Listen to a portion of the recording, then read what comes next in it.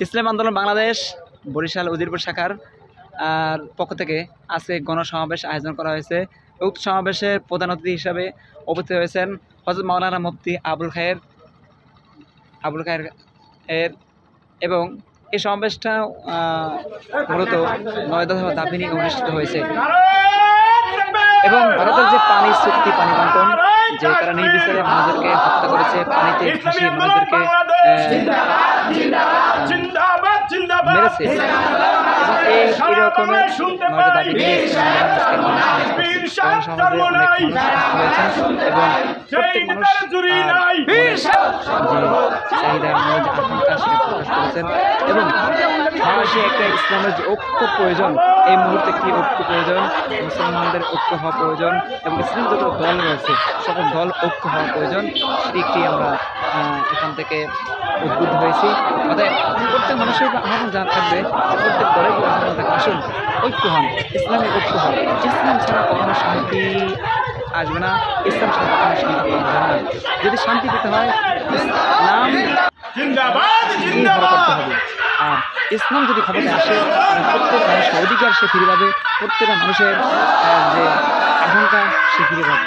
ঠিক আছে, এই জন্য ঐক্য হওয়া সবচেয়ে জরুরি এবং ঐক্য আহ্বান জানাই। অর্থাৎ ঐক্য হওয়া প্রত্যেক মানুষের জন্য খুব প্রয়োজন। আসুন আমরা ঐক্য হয়ে ইসলামী আন্দোলন বাংলাদেশকে ক্ষমতায় নিয়ে এদেশে ইসলামের শাসন প্রতিষ্ঠা করি এবং এদেশের গণমানুষের অধিকার, গণমানুষের যে দাবি পূরণ করার চেষ্টা করি।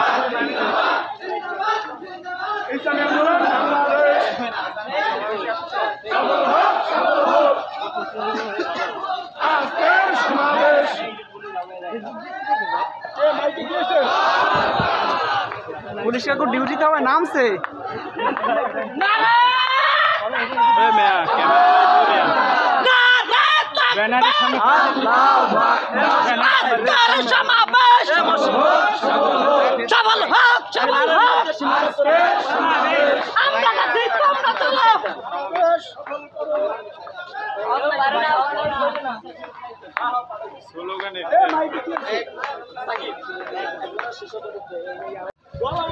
ক্যামেরাম্যান এরা পিছিয়ে পড়ে যায়, খালি মেয়ে সামনে দৌড়ছে।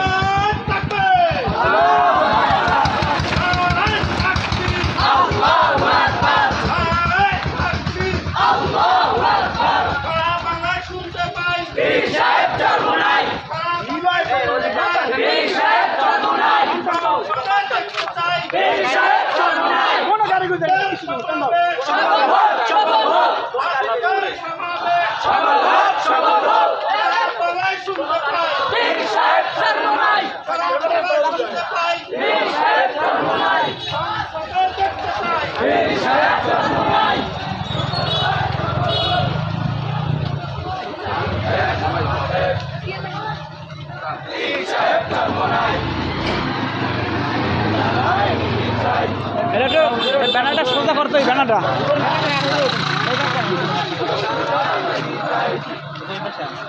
দুই পাশে দুটো লোগো দেখলেই হয়েছে, লোগো দেখতে পারলেই হয়েছে।